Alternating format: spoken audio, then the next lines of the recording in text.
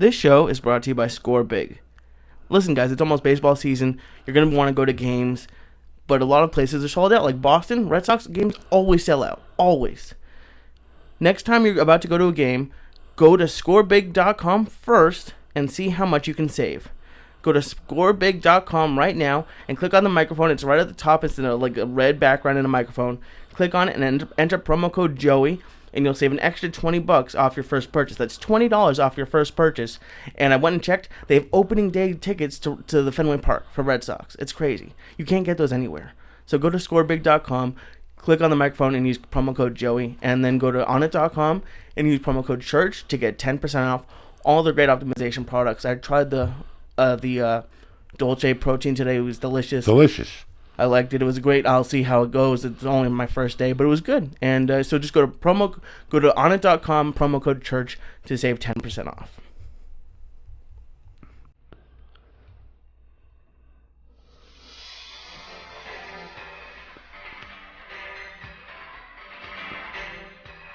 And you thought you had nothing going on tonight. Oh shit, what did you fuck up?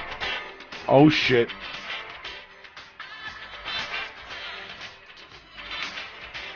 March motherfucking 29th. That's what's gonna happen, bitches.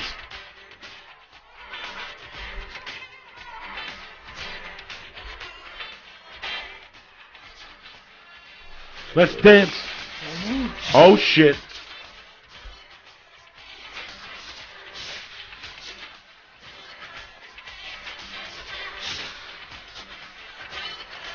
You bad motherfuckers.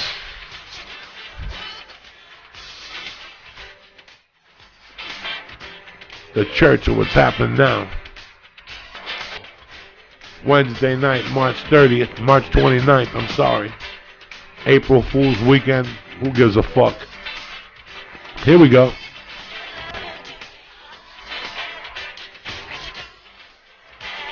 Little Michael Jackson and his brothers in 83, 84. Putting it together. Look at them. Here we go. Look. Oh shit.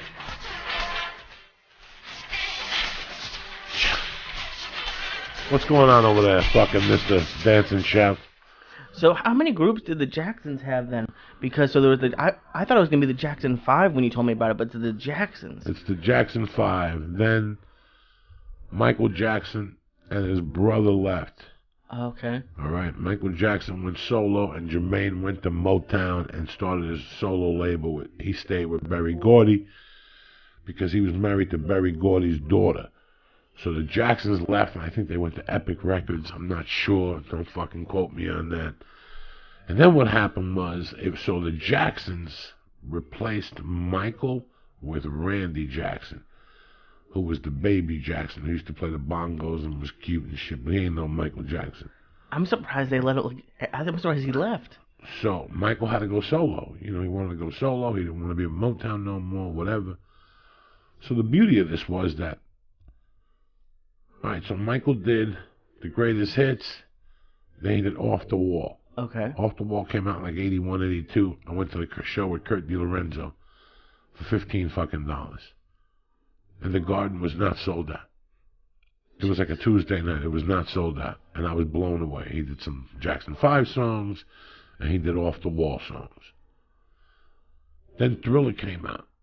And then he did a song by a guy named Maxwell. Somebody's Watching Me. Maxwell turned out to be Berry Gordy's son or nephew. He was doing a favor for him to get his career on track. So when Michael Jackson blew up with Thriller, I guess he did a world tour with the brothers. So it was Michael Jackson. It was called The Jacksons. And they put that album out called Victory, which came out when? Check it out. Victory by the Jacksons came out maybe 84, February of 84, March 84, maybe. Something like that. Let's see. It was July 2nd of 84. Who the fuck you think you're dealing with? But Thriller was already out. You follow me? Thriller had come out fucking the year before. Okay. So Thriller was on. 2 years before, Right. November of 82. Thriller was just on fucking fire at this point. They released this album. It had 2 songs out of the fucking 7 albums. It was no barn burner. But Michael Jackson did a world tour again in the summer of '84, and I saw him with the brothers. Right. Okay. And there was 9 nights at New Jersey Meadowlands. Then the following week, Bruce Springsteen came in with the Born in the USA motherfucking tour, and he did 9 nights. Who would you compare Michael Jackson to, like, celebrity-wise? Because I was too young to know. I knew of him, but, like, when he was huge, like, for people now, like Taylor Swift, I'm just trying to think about, like, who. A Kardashian, bigger than a Kardashian. Like, he was into that. Like in '84, it was over. Like the summer of '84, it was fucking over. He ran shit. It was him, Prince with fucking Purple Rain, Bruce Springsteen. It was the last great fucking summer. Like, I saw, probably, not exaggerating, I just remember off the top of my head, you figure I saw the Jacksons, the Pretenders, Rod Stewart, Huey Lewis and the News. You know, I was still living in New York City, and I was in the city. You know, it's a big difference when you, I live in, no, I was in the city every fucking day. So I had my heartbeat on tickets and shows and little things, you know what I'm saying? Like, you're aware of what's going on. I worked at a bar at a hotel. So the concierge knew what was going on. They knew people who had tickets. You know, at the end of the night, I got an extra tickets for, you know what I'm saying? Like, oh, you want to go to this club? There's a film premiere and shit like that. I never really went to those. I liked all the music stuff. How was Michael live? Fucking mind-boggling, man. Like, just you sit there and go, what the fuck? But for me, it was something different because I grew up on the guy.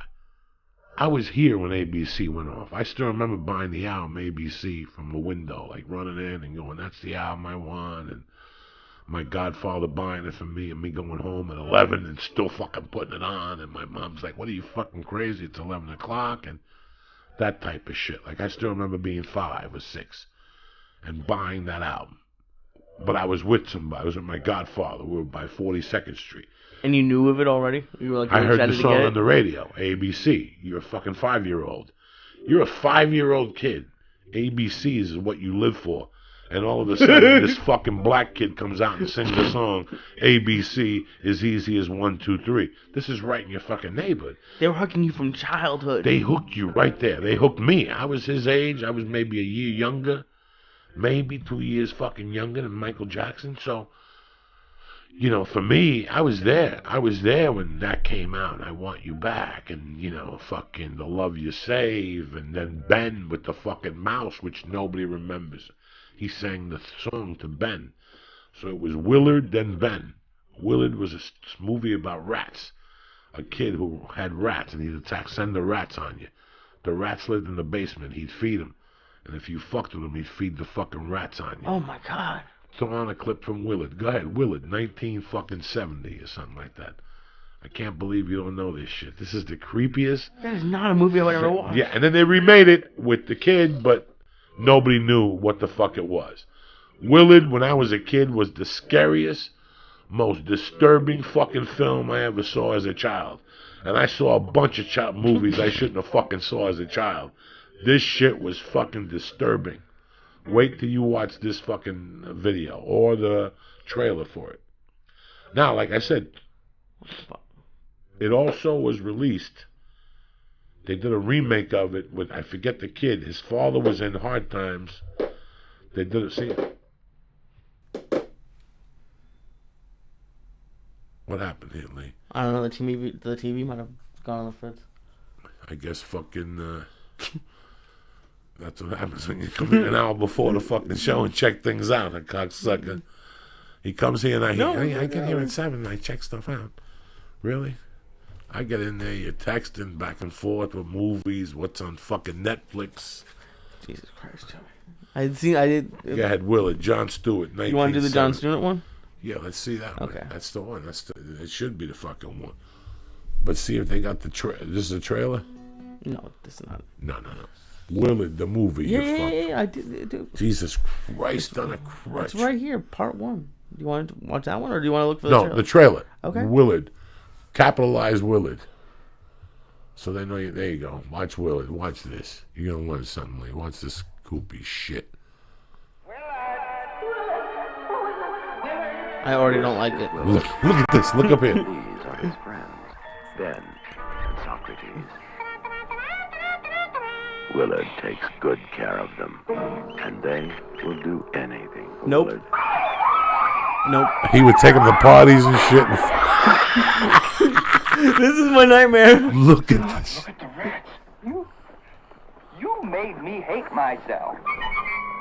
Well, I like myself now. Where your nightmares end.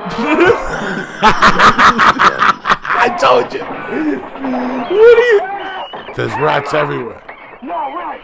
No, rats! Nope. Willard is the one movie you should not see alone. I'm telling you, dog. Who the fuck do you think you're dealing? GP. Listen, people, I don't know nothing about movie. I don't know nothing about stars and meteors and fucking what happens in London. I don't give a fuck. But when it comes to creepy fucking movies, Uncle Joey runs the fucking gamut, all right? Put on Willard, put on another scene from just the movie. It's fucking crazy. Let me tell you something. I forgot Ernest Borgnine was in that movie. This is a legit movie, people. Ernest Borgnine, 1970. Here I am, 7 years old. I can barely fucking speak English, and I end up at this fucking movie about rats. Now, when you're sitting there, Watching rats. one thing I remember about this movie was that everything became hypersensitive. Like my own foot scared my own foot. Like you ever like have your foot touch your other foot? Oh yeah. Like that's how scary that movie was. Like I left there too. I couldn't deal I with this jumped shit. like a little girl. I couldn't at deal with scary this shit. I'm movies, just no. goofing on you. I couldn't deal with this shit at that age. But to think that this came out and then they redid the fucking thing, and they couldn't. The kid couldn't. Jesus Christ, what's the fucking kid's name that redid it? Glover. Glover did it. Danny Glover? No, not the black fucking dude. That's the black actor. Come on. But Don't what, worry like, about what should I put in? Just put Willard, don't put full movie, just so we can scare the fuck out of you, Lee. There you go. Put the full movie. Or just put that scene right there, complete. Yeah. Let's see. And yet our podcast gets taken down, but the entire Willard's up there. This is the scariest fucking thing I ever saw when I was growing up. I'm telling you, there was this, and there was the devil's tongue, or the devil's disciples, or some shit. You don't need to put this on. People get upset and stuff. Okay. It'll creep you out. You ate 4 stars. You don't need this shit in your fucking life. But there's a movie. So the sequel to this was Ben. Let's see the trailer for Ben. All right, there you go. So Willard came out in 70. So I'm 7. And then the movie Ben came out. There you go. Trailer, 72. What's this? Oh no, it's a... Yeah, where Willard left off. Look at this shit. Where Willard ended, Ben begins. Ben is coming from Cinerama Releasing, and this time he's not alone. Is Ben the last one from Willard's pack? Oh damn. Maybe he was Ben. That's the name of the leader of the rats. There were some pages from Willard's diary in the newspapers.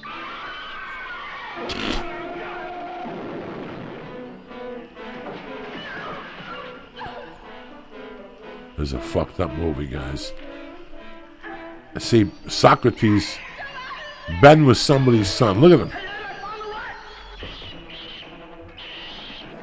No. You think I watched? Was like the studio out of money and they could just hire rats? All residents, go in and stay in your houses. Drive the rats in the tank area. The rats took over the city. They're eating us alive down there. There's millions of them. And they're coming for you. They're coming. They're gonna burn you, Ben. And then they're gonna drown you. Run, Ben. Run, please. Why does he like Ben? Ben and his army of rats are on the way.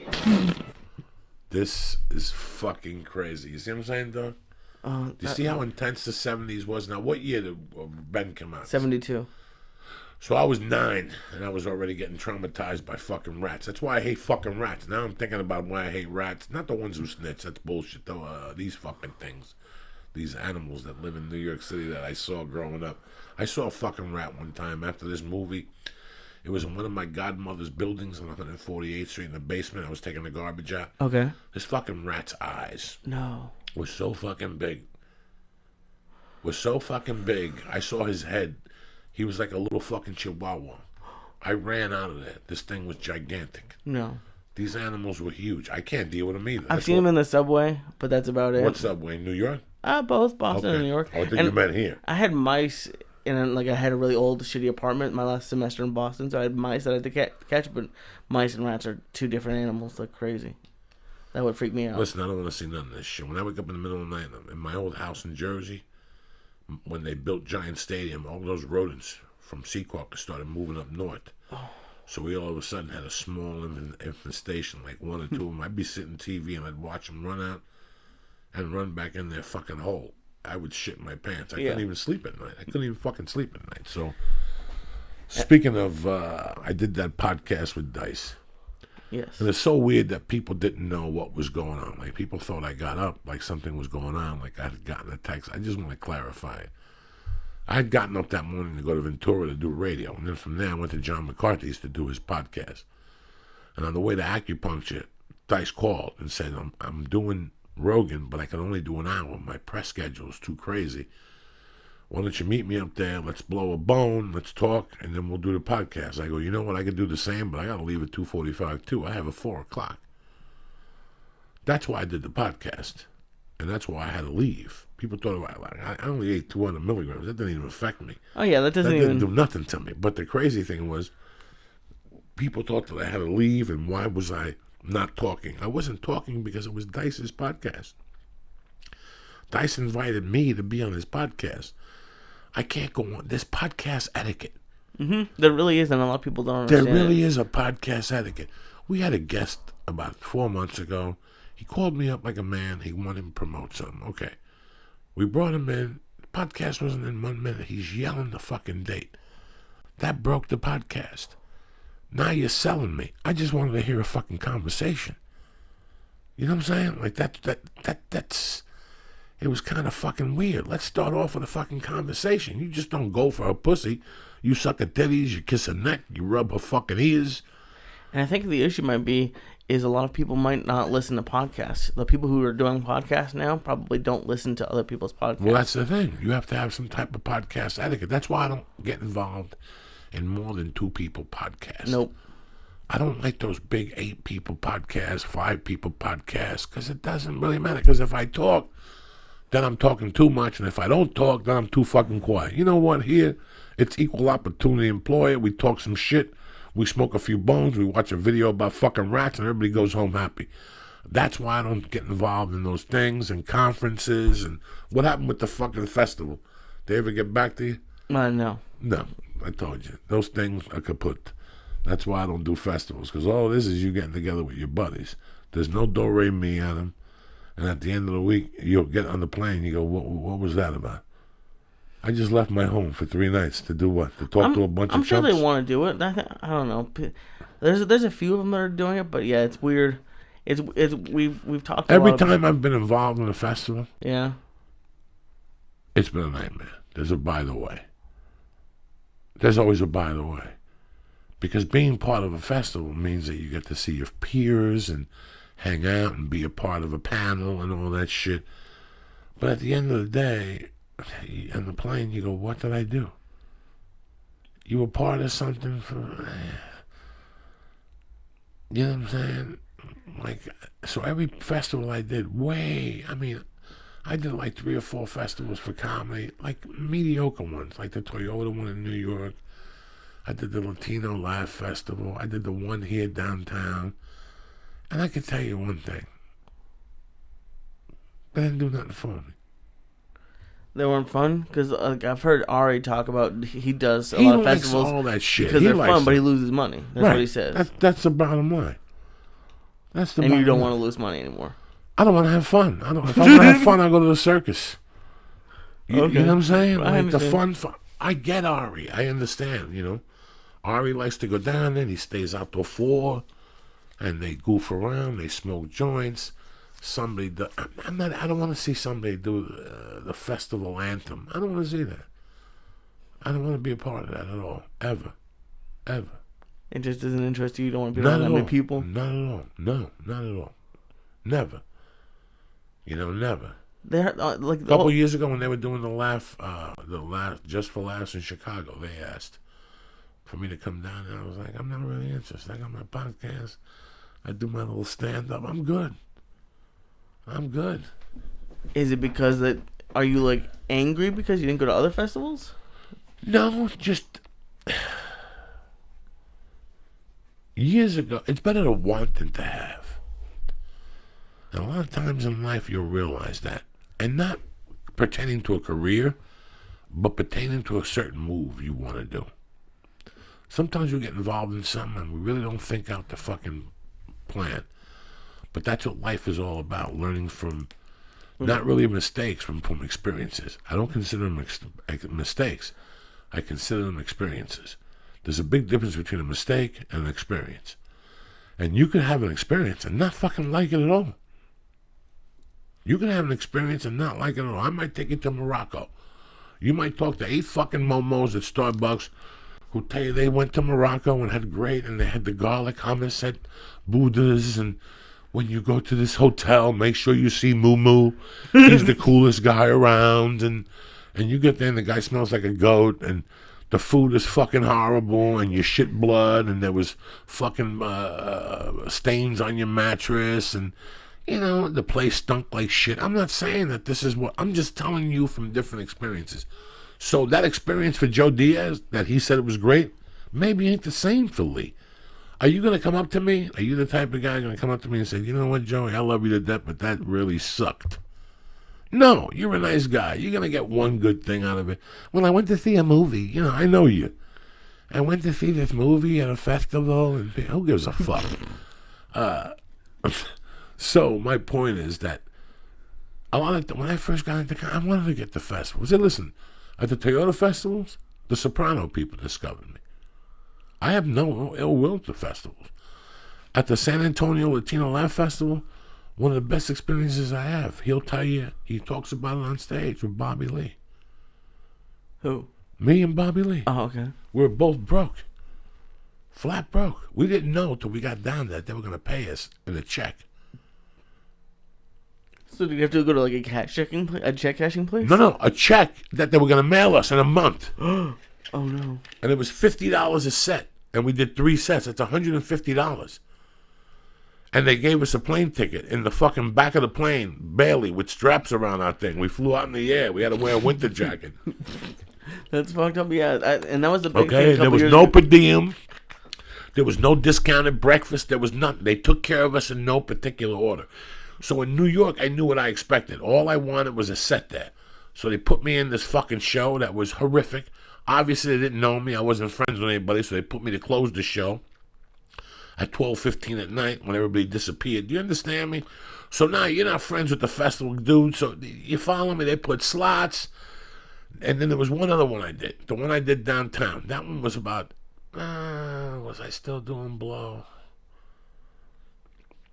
Gotta be close to when I got off Blow. And that was it. That was it. That was it.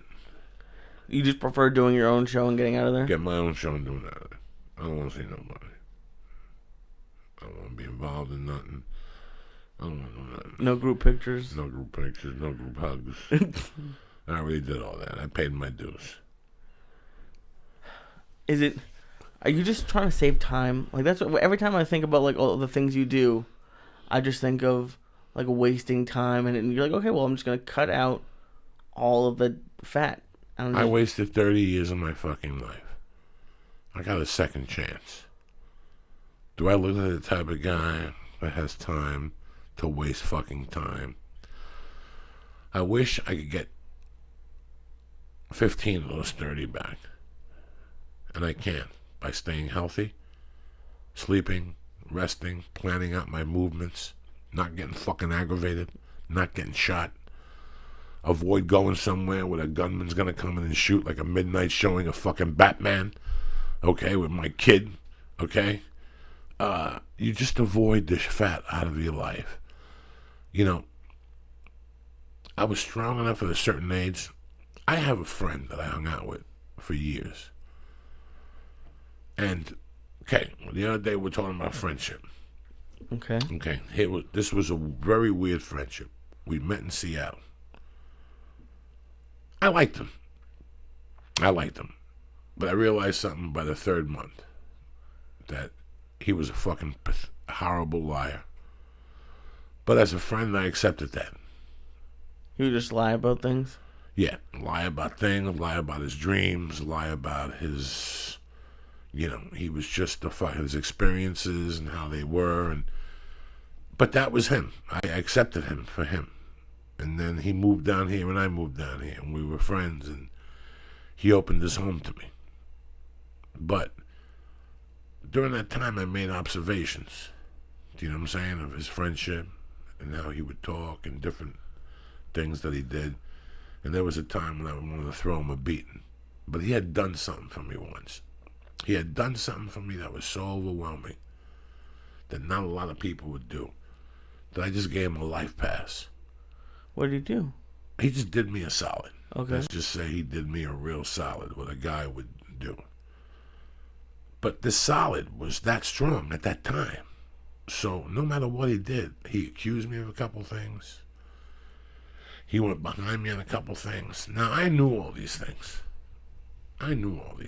There was times I'd get money and I'd throw him a little Duke because he'd get mail for me at his house. For years, I didn't like getting mail where I live. Why? Just in case. I don't want nobody knowing my address. So from 1990... Where do you come up with this stuff? So from 1990 to 2010, nobody really knew my exact address. So I got my mail sent to his house. And my license was at his house.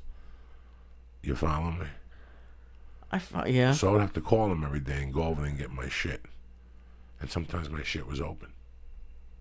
From who? He would open it. Oh, that's fucked up. And I couldn't say nothing. Yes, you could.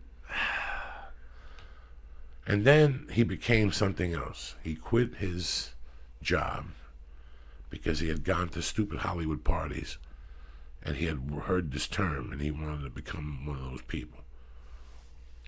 So he had worked on stupid projects and he did that dumb job, which whatever he tell you his job was, you'd find out, no, he wasn't. Like, that's how bad of a liar he was. We knew other people that would get him the job. And so he'd be like, I'm the supervisor, but he was the busboy. He was a busboy. Oh. And we knew people at the same place. And it just kept happening, Lee. And here I am, 10, 12 years with this guy, and I thought that lying shit was going to wear off. So, that career that he told everybody he was a big shot, it failed so bad. It failed so bad that he got evicted from his house. Still, held on to his pride. I never said nothing to him. Wasn't my business. I played along with he wanted to leave. I had to go. I got a job offer to be involved in a huge project up in wherever the fuck he was from. I was happy for him. He left. It was an end of chapters. In my mind, I'm like, this bum is never going to come back. I don't really have to deal with this shit no more. I'm down here fighting for my fucking life. It's 2008. There's about to be a strike. 2007. Yeah. 2008, 2007. There's 2007, about to be a strike. He's fucking... I'm on the phone with him. Sorry about that, people. He's telling me how he is waiting for a check. And if the strike happens, he'll clear $750,000 on his next project. That he needs the strike to happen and all this shit. And I swear to God, Lee, I got off the phone with him after that conversation, and I go, this guy's living in his mother's basement. Meanwhile, I'm down here living in Schrader, addicted to blow, banging it out, getting fucking movies and trying to make moves. And I'm on the phone with some idiot 3,000 miles away trying to tell me in a place that the last thing they shot there was a fucking mule. They haven't even shot a commercial there in 200 years. He's trying to tell me he's involved in a project that he's going to clear $750,000. Do you know I got off that phone at that very moment? I knew I was never going to talk to that motherfucker anymore. Yeah, it was too negative. Do you know why? Because I don't have time for that shit. No. I'm trying to deal with real people. You know, there was a time, Lee, where this fucking phone used to ring 45 times a day. Ask my wife. No Ask way. my wife. Go home one day when you come over.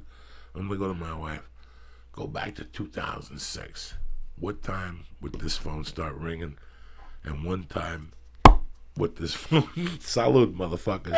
It's time for another bonogram. That's right. Someone who's just falling asleep at work. Bonogram, cocksuckers. What happened? I said someone who's just falling asleep at work just woke right up. Okay, so there's one time that your phone was ringing. My phone would ring at all hours of the night. I remember when we first started dating, she sat me up one day after like 6 months, and she was like, I don't understand this lifestyle. People calling here, calling you a cocksucker. Was it the house phone or a cell phone? Both. Oh, no, the house phone. That's terrible. And you'd probably make her answer the phone. No. We had caller ID. So we know who was calling. It was always comics and friends and an agent. How or did a you get manager. anything done with 45 calls? And it was a lot of comedians who used to call me and try to work me. What does that mean? You know, hey man, what's up? Hey, listen, man, I heard you in this thing. Can you drop a headshot over there for me? And I would sit there and go, yeah. And then I think about it and I go, how rude. That always happens when I was working on Hell's Kitchen. This girl that I had like never spoken one word to in high school Facebook messaged me, hey, I heard you're on Hell's Kitchen. Can I send you a video? Because she was like she wanted to be on the show. And I was like, It's crazy. And one day I started going off on people one by one. Like, just one by one. Like, listen, man, I can't do it. Like, this weekend I got 3 calls already for guest sets. And, bro, I don't want to do guest sets. I don't want to establish that quota. I'm doing it on Thursday for time of Easter. That's it. I don't have guest sets on the weekends. They pay money. I don't want no guest sets. You're not going to enhance the fucking show. You're not going to enhance it by night. You just want to come down there and do stupid fucking jokes and then bury me. So guest sets in my future never happen at all. Because I'd only ask for guest sets. When I was pounding it out there, I wouldn't ask for guest sets. Unless you invited me. Unless you saw me during the week and said, hey man, what are you doing Friday night? I'm doing a show at the Improv. Come do a fucking 7-minute guest set after the MC. I would never ask. That's not even in my fucking world of comprehension. But to get back to what you were saying before. Every year you learn, Lee, and you start cutting fat. Let me tell you something. From 2000, and I kid you not, you know I tell you how it is, Lee. From 2004, and you can ask Terry, from 2004 to 2008, Lee, right? I was going to 3, maybe 4 lunches a week, hearing pitches, bullshit stories, meeting people for coffee. I was open to anybody. You know me. You got an idea? And I realized that half the people I was meeting with wanted me to do the work for them. And that's a horrible fucking feeling. How would you do the work for them as an actor? Like fundraising and promoting and stuff? I had people come to me from, like when Spider-Man 2 came out, and Mad TV, and I had a couple things come out, but nobody talked to me as a stand-up. So people always try to put me on bills as that actor and then try to give me like $125. And I'd sit there and go, how does this work? You know, when I first moved to Los Angeles, the status quo was you got on a TV show or you recurred.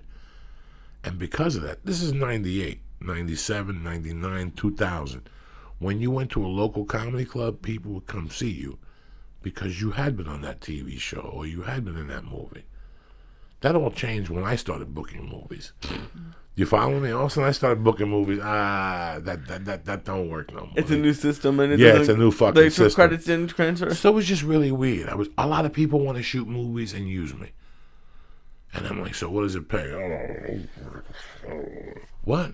Oh my God. There was this movie I met these guys for. I drove in Hollywood, and I was at the light, and there used to be a McDonald's there.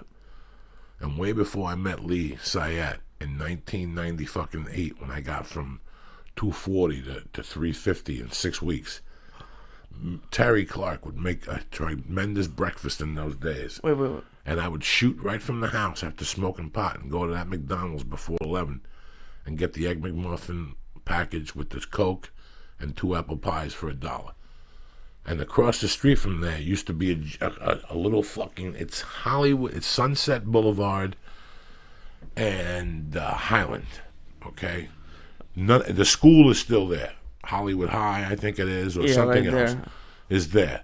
There used to be a Kenny Rogers freezer there, like a whatever. It's not there no more either. I don't even know what's there now. Doesn't really matter. The story I'm trying to get to was across the street from there, guys, was a place, a theater. Unless you fucking walked into that mall, parked your car, and walked around people, you wouldn't know there was a theater in there. Like a movie theater? Like a theater where people go and watch plays and one-man shows and whatever. The guy that owned the fucking theater was Joe Jerkoff. I get a call one day to go in there to read for a fucking movie. You know, agents get calls all the time, and they go, okay, Joe Diaz. They look at the paperwork. The paperwork legit decides. So I go down there. I meet with the guys. I read. The guy's a big, tough guy at the first read. And he says to me, listen, go home and learn this. Like, in those days, I didn't learn shit. Like, unless I know the budget, you know what I'm saying? Because I don't want to really go prepared. I want to show you that I could react to direction. Oh, okay. So a lot of times, if it's in those days, I was going to read for a movie, guys, and it was 4 auditions before I got the movie. So the first one's called the pre-read. You read 1 paragraph, you meet the guy, okay, show up next Thursday. So now you go from like a shitty theater to next Thursday to a casting office to the call back at the studio at either Fox, Warner Brothers, or Sony, you know what I'm saying, to the final read at Sony. That's how the system was in those days. And what is it now? Now they call you and say, send the fucking reel and we're putting you on a veil from August 1st to the 19th. They've cut that in half because that's just budgeting. I got to pay those people every step of the way. You think Lee is going to pre-read people for what, $5 an hour? No, Lee wants $200 a fucking day to pre-read people. Yeah, it's expensive. Yeah, it's expensive. So they cut out all those steps. They just got the casting and said, let me see a list of your actors. They approve. Okay, when you get these type of roles, offer them fucking guest star money and give them dates. Send us all our tapes. We'll judge people from tapes. They eliminated you even making the ride down there. Now, do they do that for like the bigger roles? Because, like, my question is, could you stop accepting the roles that aren't paying you what you want and only go out for those big roles? I did. I stopped doing $100 a day movies, $265, whatever, $444. I don't want to do them. I'm even saying now because you were saying you like even now you're. You come to me. Offers. You come to me tomorrow and you go, listen, I wrote a fucking script. Okay. Read it. If you like it, call me back. Okay. I'm gonna look at you and go, can I ask you a personal question? Is there a budget? You're gonna go, yes, there is. But I want you to read it and call me back. Because I want you to call me and tell me that you wrote a script, but you wrote a character that I could play and I understand, and the character understands me. I know I sound faggy, but I'm just getting to something. No, it's part of acting. I could be a butcher, that whatever. I could do a lot of fucking dumb shit. If I read this script and it knocks my pants off, and I say to you, hold on 1 second, who's playing this role and who's playing that role? And you say to me, James Woods is playing this role, who's no big star. He's a character actor that nobody would pay money to go watch in a movie. If you put him in a big movie, he's great. Right. But you're not going to put James Woods as the actor to go watch. Not usually, yeah. No. So, okay, so you say, James, I've done 1,000 $100 a day movies with actors that are great actors. The guy from Deer Hunter, James Russo. I've done a lot of great movies with guys that you've seen and go, wow. Why is that guy doing a $100 a day movie? Because they're probably giving him $350 a day, and they give him 6 days. It's $2,000 without overtime. That fills in the gaps for those guys in between the big movies. Right. No, I understand, and I understand that you have to take other roles. Right. But if you wanted to stop getting those small roles, could you just do those bigger roles have auditions, or are they just given out? Yeah, sometimes there's auditions, and you go meet with the director and the producer and the star of the movie. You know, I've gone to 1,000 movies when I've walked in the room and there's a casting director, a producer, and John Travolta, or fucking the other guy, or you know, I've been in those situations. It's a shocking situation.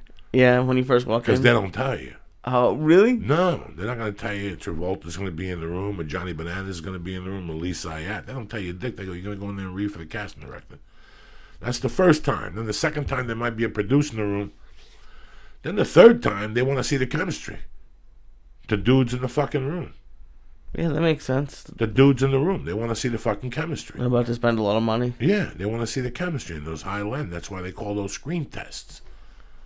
That's why they call those big TV shows like ABC now. They're picky. NBC. Those networks are looking for a specific look. Well, and they make you go in there and read, and it's a fucking nightmare. I saw Gabriel's doing his new show right now, and a while ago he Instagrammed a picture that Martin had to audition to be himself in the show. Right. That's crazy. No, you have to. I don't give a fuck. It's like the Seinfeld joke. Yeah, there's no more, you're coming in here. But the question you were asking me was what? How do we even fucking get to this shit? Huh? Oh, no, it's just about choosing the auditions you go out on. Choosing the auditions you go on. But this fucking dude, I had to stop talking to him. And one of the reasons why I stopped talking to him, honest to God, was because of time. I started chopping away at time. People go to me, Jesus, Joey, where did you come from? Blah, blah, blah, blah. I've been doing comedy for 25 years this June. I started using my time correctly around 10 years ago. And that's when I started becoming a comic. I've told you 1,000 times. I know 1,000 people who don't have jobs, but they're always busy because they manage their time. They wake up at 6, and from 7 to 10, you'll catch them doing something. That's 3 good hours. Then, you know what? At 10, they'll take a ride. They'll go to the library. They'll go to a martial arts class. They'll work out. Then they'll go back to work. It's control. It's waste of time. It's what you do with your time. When I was just going to the comedy store and writing jokes in the car to the comedy store, that's what I got from comedy. But when I started sitting down and writing stories and actually, going, wait a second, I should take that fuck out of there and replace it with a shit or throw that joke out. That's when comedy flourished for me. That just doesn't happen in comedy. That's going to happen with Paula when she becomes a lawyer. That happens when you're a dentist. That happens when you work for yourself and you're an artist. Time management is the most important thing. That's been the hardest part for me. Okay, and then you start thinking about, why am I meeting this jerk off for coffee? This is my prime time money area. If I'm not writing, if I'm not picking up an envelope, I'm writing. What am I writing? I got 10 things to write. A book, a fucking TV show, and a special. So, unless we're doing something as spectacular, it's a no. It's a no. And I stick to my guns. But I've done that all along with comedy, except I started chopping it little by little. If you're a new guy and you come to me right now, what were we talking about today, Lee, when we were talking about the Onnit protein powder? What was the key word we spoke about? Lifestyle. Oh, yeah, lifestyle change. Lifestyle. That's what happens to people. They become comics. They try to become a comedian, but they can't adjust to the lifestyle change. You got to start telling people no. And it goes away from your mind. It disappears from your mind. And I have a problem where I always assume those people are going to get mad, but they never really do. Nobody gets mad. Everybody understands. No is no. There's a thing where there's a lie. There's a thing that's called a brutal lie. What does that mean? A brutal lie is...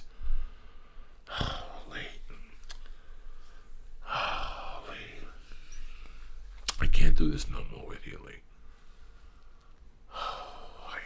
I can't afford you, and I just can't do this no more with you. I think I'm going to cancel the church.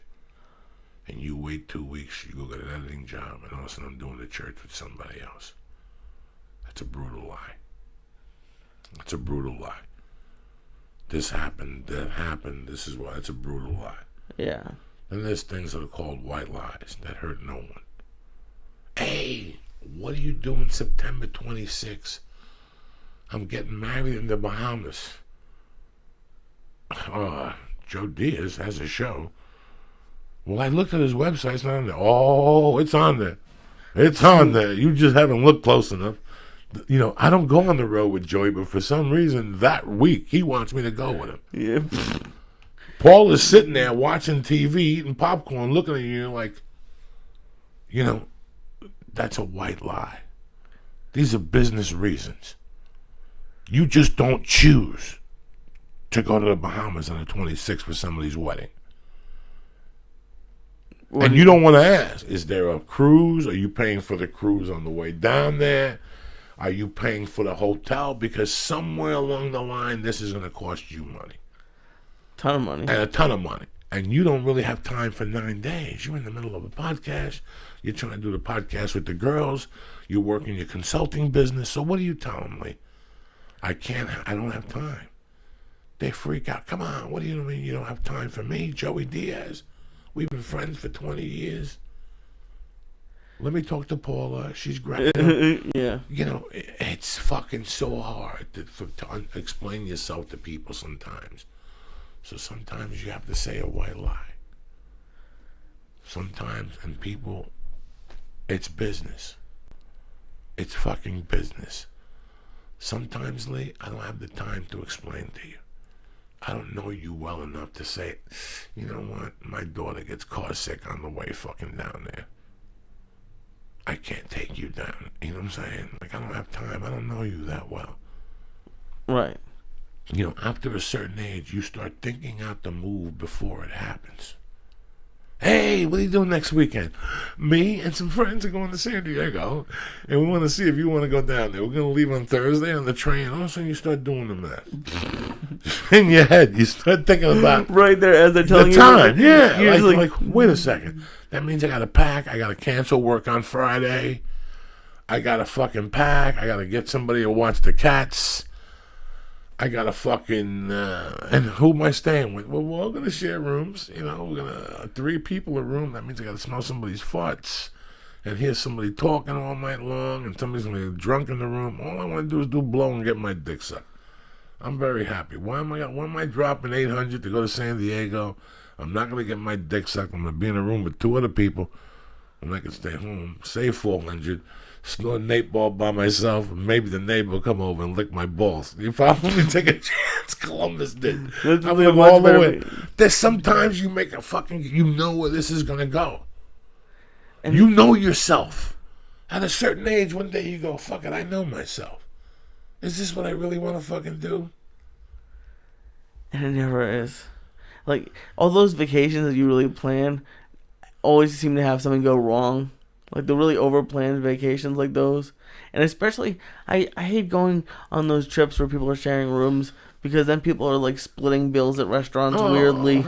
And they don't, it's just, listen, I don't here's want to my deal with big it. problem. I don't know what I want to do tomorrow. Till when? Listen, I got to get up tomorrow and go to Bray. I know that for sure. Okay. Right? That's for sure. That's a positive. I know I got to pick my wife up tomorrow. That's a positive. That plane might be late. There's going to be severe weather in Chicago and fucking Paducah. Fucking, there's going to be bad weather in Texas tomorrow. All across the fucking Iowas, the whole fucking deal. I got that going on. I got radio in the morning. But between fucking 11 and 5, I really have nothing much going on. If my wife cancels a flight or whatever the fuck. You know, that's my time. That's my time to choose. So I leave that open. I want to see how I feel. If I'm sore from jiu-jitsu today, maybe I won't do kettlebells tomorrow. But if I'm not, you follow me? If I'm not sore, I'll do kettlebells. I don't know what's going to really crack till the morning. You know what? I might get a call at 9 a.m. to go in for an audition at 12:15 tomorrow for a big-time fucking movie. That's always, everyone always can never understand when they call me, and they're like, "Hey, How when many times- how when are many your times- podcast this week?" And I'm like, "I don't know." How many times have I called you and I've told you nobody knows nothing? I don't know nothing. Yeah. I don't know nothing. I don't want to know nothing. I don't know nothing until tomorrow morning It was- because it changes. I've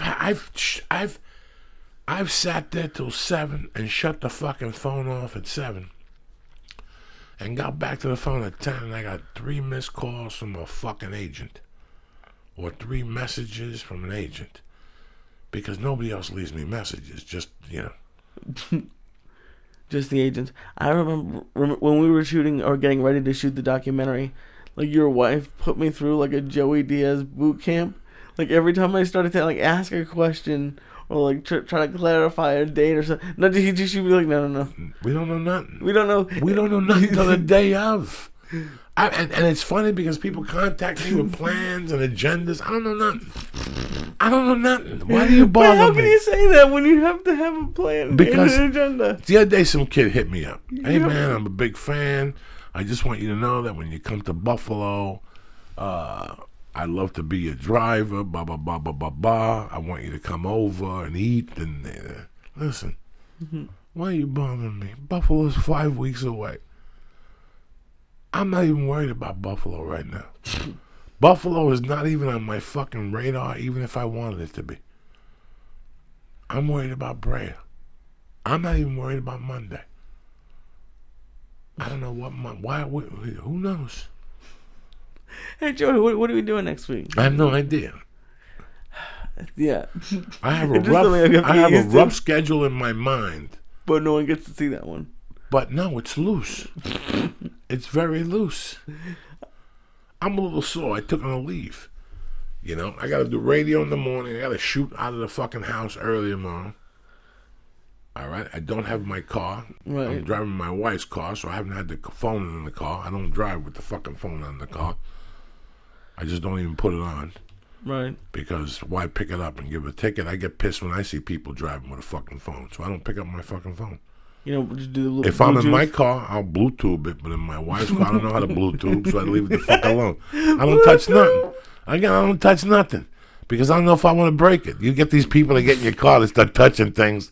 Next thing you know, you put your car on, you got opera and Chinese, and what the fuck is this Are shit? you listening to Chinese album? No, but I've had that. People come in my car and they touch shit. Don't touch nothing. I don't touch nothing in your fucking car. You know what? I put the radio on. If that's not the music I don't want, I just shut the radio off. And I go. Can we change the station? No. No, I go deep into my thoughts. We got thoughts. I go deep into my fucking thoughts. I don't have time. People come in your car. Every time my wife touches my car, next thing you know, I get in the car, I bust my knee because it's a midget seat. I fit in it, but my leg goes. I break my fucking ankle every time I get in. What are you doing? Just shoving your foot in there like Yeah, I gotta tell her every fucking time. Listen, every time you get out of the car, put the seat back where it belongs. One day I'm gonna break my fucking ankle in the goddamn car. I don't touch nothing. I don't do nothing. Listen. I don't do nothing. I don't touch nothing. I don't know nothing. And guess what? I don't want to know nothing. I don't want to know. I don't want to know nothing. I don't know, and I don't want to know. I don't want to know More nothing. most importantly, I think with you, I don't know, and I don't fucking want to know. I don't know. I have no idea what I'm doing July 12th, but you know what? I really don't care. And I really don't care what you're doing. It's not like... I wouldn't be surprised one day if you just got a call in here and just left. I've been stressing out lately. I don't know if you know, like last week. I was in hell last week. Well, can I ask why? I was in hell last week because I had to take this trip with my wife to fucking whatever. And then, well, I got on the plane. Listen, I fly for a living. I don't want to get on a plane to go somewhere. If I want to go somewhere, take a picture, send it to me. I don't want to go nowhere, all right? I don't want to say nothing. So, but save the stamp because I don't want to know. I've been getting eaten alive. Somebody invited me to their wedding. And my wife told me, you know what? You got to talk to him, the date, blah, blah, blah, blah, blah. And then the person called me. And I said, listen, man, I'm going to tell you something right off the bat. Because I can't lie to them. I can't give them a white lie. So listen, I suffer from extreme fucking anxiety. You know what that means? That's a new type of anxiety I invented. That means if something bothers me, I start yelling and screaming and shit like a retard. I don't know nothing. I don't want to sit. So I told her, I said, here's the deal. You got to pick one. And she goes, what are you talking about? I go, you got to pick one. And she goes, what do you mean? I go, it's either the church or the party. And she goes, you won't come to both? I go, you want me to lie to you or tell you the truth? And she goes, why not? And she goes, I was going to invite you to the dinner. I go, that's not going to happen. That's not going to happen. The rehearsal Friday night, that's never going to happen. The only way I go to the rehearsal is if the chance dragging in. I broke it down just like that. For anyone's wedding. I don't give a fuck. No, I'm saying like if it was like someone, will you go to one in another state? We grew up together. I could talk to them. We grew up together. Okay. So I said the only way I'll go to this rehearsal then is if we go to Chance Dragon. And I heard silence, just like the way you're looking at me right now. So I knew that wasn't going to fly. And she goes, why not? And I go, because I'm not into that shit. I'll sit there and it drives me crazy. After 20 minutes, I got to go. I got to go. What do you want? I got to go. I got to get out of here. I don't give a fuck. I don't give a fuck what you... I don't care if a truckload of lasagna... That means nothing to me. I want spare ribs. The only thing that'll calm me down and make me listen to all these people and their stupid stories is if I got an egg roll and spare ribs. I can just look at them and smile and shake my head up and down like I give a fuck while I'm eating I'm dipping the fucking egg roll in the mustard. You understand me? I'll sit there and look at you and nod my head. Sure, yeah, fine. Right, whatever. Yes, I'm the death. Yeah, oh, yes.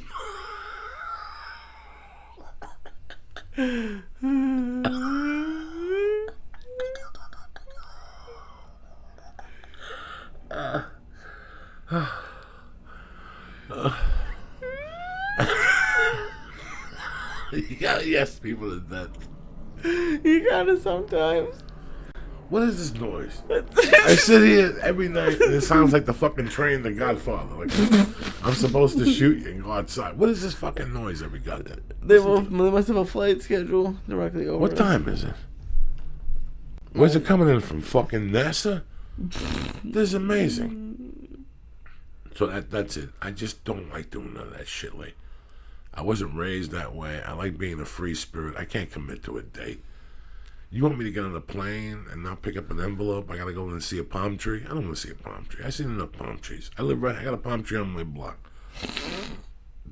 I do. I got a nice palm tree on my block. I gotta go down there and see a golf. I don't want to play golf. I like exactly how it's done. No, what are you gonna say to parents who say, well, when Mercy gets older, you're gonna have to be on some sort of a schedule? I do have her on a schedule. I don't mind her schedule. I'll do whatever the fuck she needs to do. That's a complete different game. She needs to go. Oh, she can be on a schedule, but you're. Oh yeah, for her, I'll make my schedule around her because I enjoy her company. Yeah, she. So you're gonna are you gonna go to like soccer games and all that stuff? If I'm in town, fuck yeah. That's gonna be so much fun. Listen, I want to be a part of that. I have plans. A man without a plan is not a man. I enjoy going on the road. I enjoy writing fucking jokes. But you know what? The flights back are starting to fucking kill me.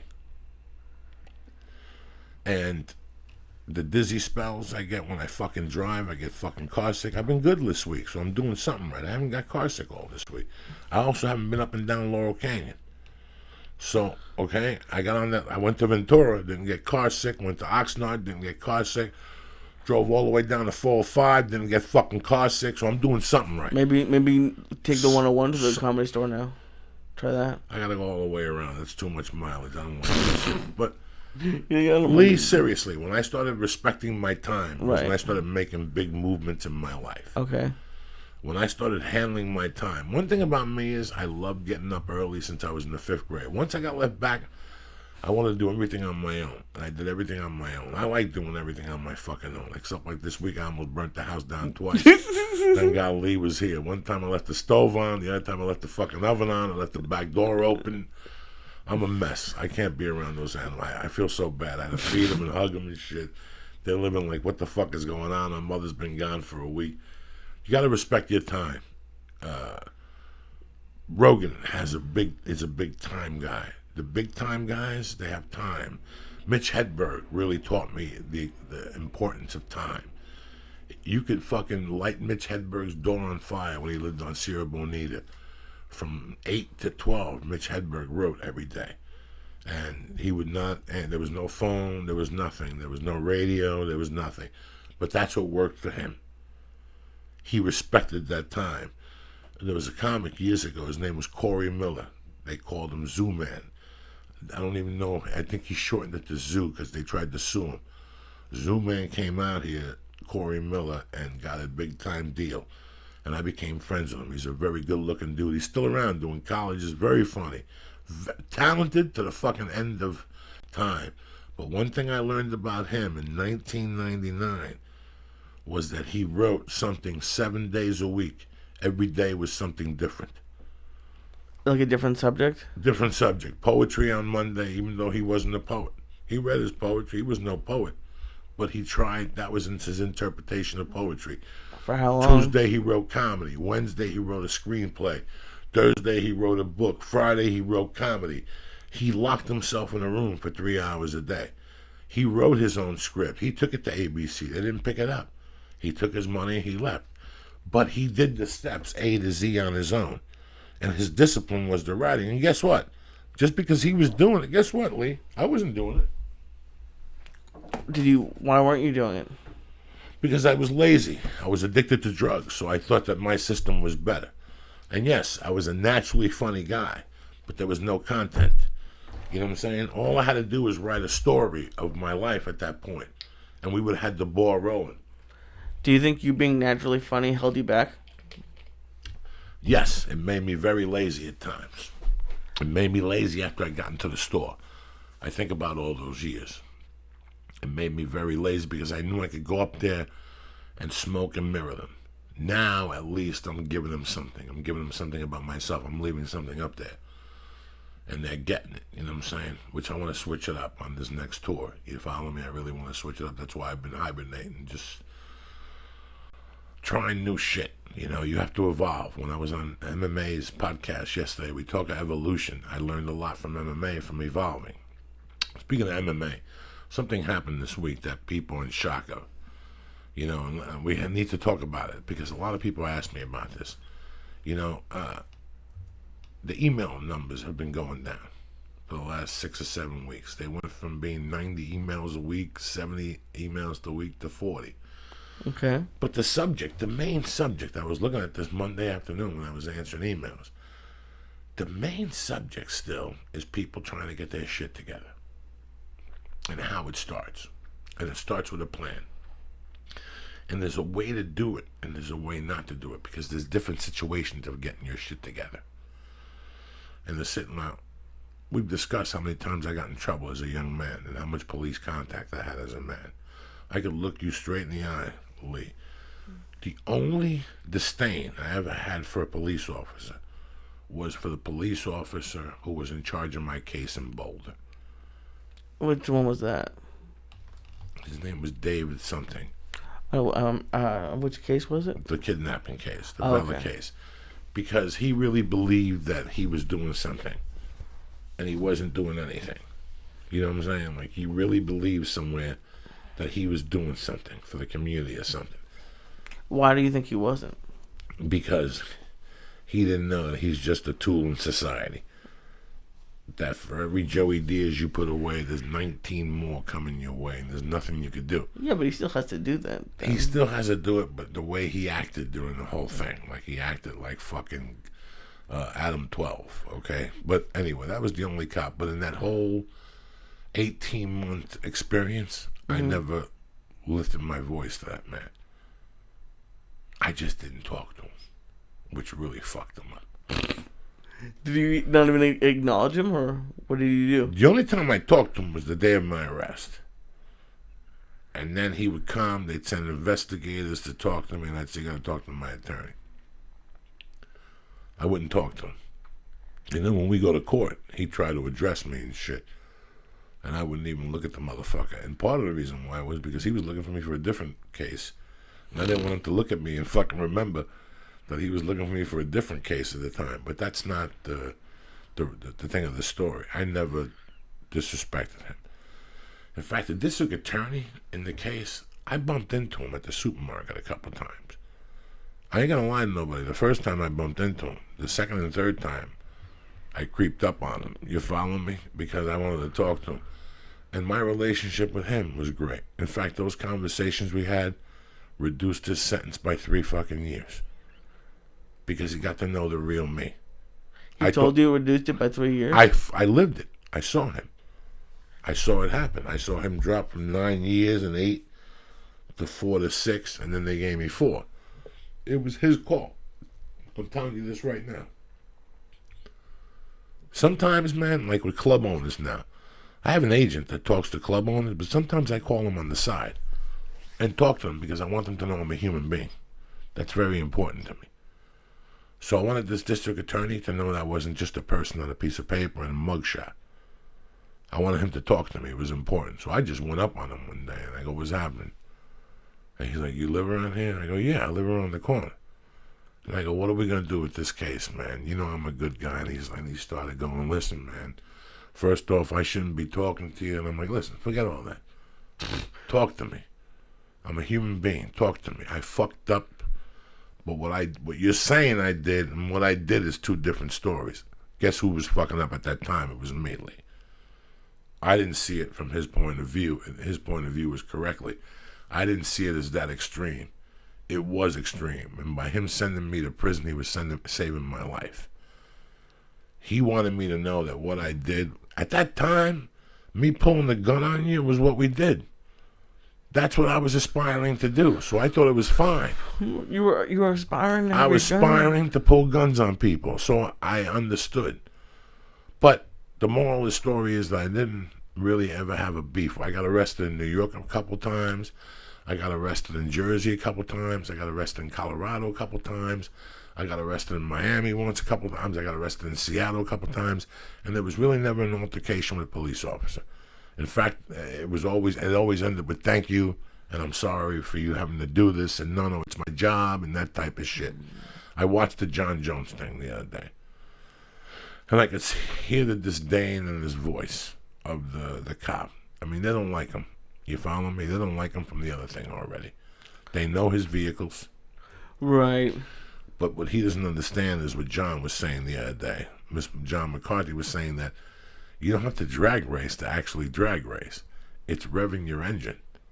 That's drag racing. That's the law. So with all this aside, I've had a lot of people contact me and ask me a top subject that has always intrigued me. Since I was a young fucking guy, I was around it. What's that? And I watched how it worked. Okay? It's a thing called probation, Lee. And probation could be a real good thing, or it could be a really fucking bad thing. And I'm going to tell you why it's a really bad thing. Because you got to walk on eggshells. And he's not going to walk on eggshells? No. The reason why they give you probation is because of the percentage factor. They already know the percentage of you getting arrested. They already know. That's why they agreed to it. First off, as a human being to a human being here, I'm a fan of John Jones. I love John Jones. Yeah, he's great. I knew John as a human being before he became a champion. I used to talk to him at the fights and giggle with him because Tripoli's from the same hometown. And I used to drop 607 or whatever, 706 and giggle with him. And I got to tell you, he's a sweetheart of a fucking guy. I did not know as a fan or whatever that he did blow. I did not know about this. I had heard rumblings, and then that thing went down. Real quick after I heard the rumblings. The car crash. The car crash went down. And then I heard more rumblings, and I just saw his behavior at different situations. And I'm talking to you people as a coke addict. You follow me? I'm not talking to you as some fucking guy that owns a rehab here that's trying to sell you on psychology. I'm talking to you on the reals of this situation here. When he ran away, all that stuff, he didn't go to rehab, he didn't stay the 30 days. All those little things are warning signs. And it affects the DA. The DA knows your frame of thought by you doing that. The DA is saying, this guy's not claiming responsibility. And I told you guys on this show before or on Rogan's, when you don't claim responsibility at that point, you're never going to claim it. It's going to come back to bite you in the ass. If you don't check on your skeletons from time to time, they're going to check up on you. And they checked up on me for 20 fucking years, Lee. That's why I'm talking to you about experiencing this shit. Right. So when somebody gives you probation, let's say you get a year probation. A moron could do year probation. Right. But it takes a slick motherfucker. You gotta, okay, because some probations, they're not gonna test you for THC. We don't want your blood leak. We don't want nothing. We don't want your piss. We don't want nothing. We're not even gonna come to your house. What we want you to do is come into the office, bring us your pay stubs. Part of the condition is you do 16 hours of community service in that year. Because unless you do the community service, you're not going to end with probation. They're going to bring you back to court and violate you. So do that fucking community service. You go on the guide, you get that over with. Because the quicker you get that over with, the quicker you can plead your case. If I'm a good attorney, I might be able to get you off on 6-month probation on a deferred sentence. But you can't do ugats. Nothing. You can't get a fucking parking violation. So the first thing I got to tell John Jones is, why is he out late at night? Right. With a fucking $200,000 car. I'm not sure if that's the price tag on the car. Do not quote me. I don't know nothing about fucking cars. But I think it's another example of saving time, because he's on probation. He's about to have a fight. He said people. No. But he said no. Stop right there. Okay. He's on probation. But the big thing is, all eyes are on him. Yeah. Forget the fight. But he has a fight coming up, though. Before the probation. Before anything. All eyes are upon him. All eyes are upon him. Yeah. He's a big investment for the UFC. And he's fighting next week. All eyes are upon him. He should be... People like, so he should have a driver. What driver are you talking about? You're on probation.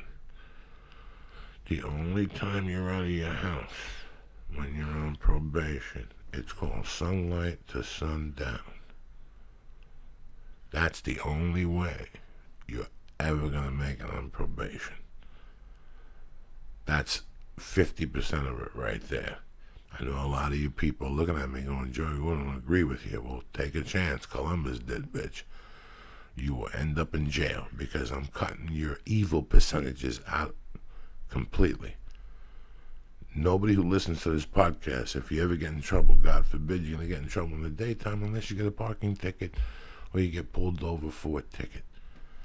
When you go pick up weed, it's at night. When you go pick up blow, it's at night. When you get into a fist fight, it's at night at a bar. So, do you understand me? The only way probation works is for you to look at the mirror and go, I'm never going out at night again. Not to a movie. Maybe to a dinner with my wife. And that's it. And I'm gonna pick my route when I drive. Especially when all eyes are upon me. And most people are listening to this going, Joey, what the fuck are you saying? Lee, when I tell you, I did it. I took out my nightlife completely. Took it out. At one point I knew the only way I could beat my nightlife ended. It ended probably when I got to Colorado, but I still thought I was Johnny Machine Guns, and I would go out at night from time to time to clubs, and from time to time, but I cut everything. Like, I used to even get my coke in the daytime and hide it for the nighttime. Do you understand me? Like, this is what I'm talking about. This is the discipline. That's how you survive probation. Huh? That's how you survive probation? The only reason why I fucked up on probation was because of my hot urine test. Yeah. I used to give a hot urine test. But after I got out of the halfway house, I was on probation. They put me on a long fucking probation. And after I did a year, I took it back to a judge and they signed me off. Oh, cool. And that year to me was not rough by no means. I knew what my percentages were. I still did coke. I still smoked dope. But I went and got it at lunchtime. Okay? You got to do different things at different times. I never, ever, ever went out that year. Ever. I went from my job straight to my fucking house. Straight to my fucking house. I worked at Boulder Toyota at the time. I didn't make much money. I made maybe $2,800 to $3,200 a month. And it was a store. People came in. They had good credit. You have to do credit checks on them. They fucking lived in Boulder all their lives. You knew where you stood. You sold 10 to 12 cars a month. Nobody broke your balls. They didn't give you a demo. They didn't drug test you. You could smoke dope in the back. Everybody smoked dope there. I had a nice job there. But I swear to my fucking daughter, I went from the job straight to the fucking house. Because your percentages of going to buy coke will go higher. I knew this. This is why they still have him in fucking jail right now. Did they really? Wow. They have him in jail till tomorrow morning. And that's when the shit hit the fan. That's when they decide. Because, listen to me, they gave him a big break up front. Do you understand me? When they give you a big break up front, they're just waiting now. Everybody looked at that fucking video. You don't think that the UFC is going to be able to pay off the judge and be like, hey, man, this is the second fucking violation. This is the first violation. They gave him a big breather. Now, a lot of people at home going, well, Joey, he wasn't drag racing. Maybe he caught. Listen, a lot of you get tickets. A lot of you people don't act like that way. Nobody who listens to this podcast has called the cop a fucking liar and a pig. And the guy didn't fucking smack him, which, because he's John Jones. I would have called, if I'm a cop, the guy didn't call eight other cops. The guy knew he was on camera. Oh, everybody. Because that's why it came out. The body camera came out. Yeah, no shit. Everybody know they're on fucking camera. But he could have also fucking called for 8 other cars to come. And they could have pulled John Jones out of the car and asked him if he was drinking or if he had something in the car. They took a big chance that night. That was a big fucking shot that night. That was very big that night, Lee, if you look at it from that angle. I never thought about it that way, but yeah, I can see what you're saying. Listen, I'm telling you that the bad things happen at night. Chris Rock said nobody goes to an ATM machine at 2 in the morning to do something good. Right? Nobody goes at 2 in the morning, and that's the truth. Same rule applies. When I was a kid, I used to go to Miami. And my uncle in Miami was on probation. And I remember him telling me, it's sun to sun. And I go, what does that mean? He goes, once the sun drops, I don't leave the house. I go, do they not let you leave the house? He goes, they let me do what I want. I don't leave the house. Because why waste for one party, for one bad dinner, why waste another 6 years in jail or whatever? Well, no. That's not going to happen to you. Bad things happen when you're in a bar. If I put you on probation, Lee, you know what's going to happen one night? Let me tell you what's going to happen one night. You're going to go out with Joe Diaz. Okay. In the old days. You're going to hook up with Joe Diaz. He's going to invite you over to some fucking Irish bar on fucking Magnolia. You're going to sit there with Joe Diaz. Here you are on probation. Joe Diaz, 3 other jerk-offs, some fucking slutty girl. You're at some bar drinking. Why am I here? Next thing you know, a fight breaks out. The cops come in. I give you the coke to hold. As you're walking out the door, they pull you over, search you, and here you do got a gram in your pocket. That ain't even yours. You're just doing a felony favor. That's how quick this shit happens on probation. Or there is a fight. You come to my help. You pull me off the guy. The guy pushes me. I bump into you. You push the guy. As you're walking away, the cops come in. That's a violation. What's the violation? You pulling me off that fight. Because right now, the cops are walking in. They go, so who are you? My name is Lee Syatt. And what happened here? And the guy's going to go, he pushed me. I didn't push you. Fucking you hit my friend and I pushed you to get you off him. You just admitted yourself what happened in front of the cop. So the cop has to write this in his fucking report. Now, let's say the cop is a great guy. And he goes, everybody get the fuck out of here. He still has to submit that report. There's 5 cops there. Somebody's going to notice you're on probation, Lee. And they're going to call you. And they're going to go, can you come into my office? They're going to read reports? Yeah. You have to assume. You have to assume in today's age with the computers and shit. Once they process that stuff. I thought no one read those things. You never fucking know.